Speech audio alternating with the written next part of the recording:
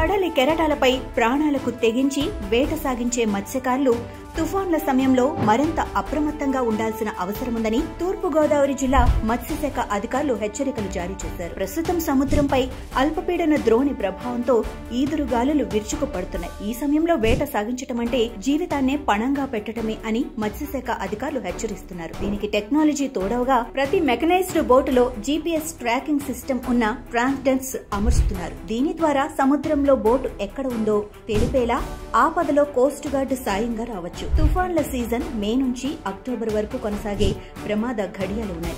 ఈ సమయంలో వేటకు వెళ్లేవారు తమ వివరాలను సంబంధిత శాఖల్లో తప్పనిసరిగా నమోదు చేసుకోవాలి. ఏ దిశగా బోటు వెళ్తోంది, ఎన్ని రోజులు ఉంటారు, ఈ సమాచారం ఉండటమే ప్రాణ రక్షణకు కీలకం. ఇలా ముందస్తు జాగ్రత్తలతో మత్స్యకారుల సముద్రయానం సురక్షితంగా చేయాలని అధికారులు తెలిపారు. Follow fishery news Telugu for more updates.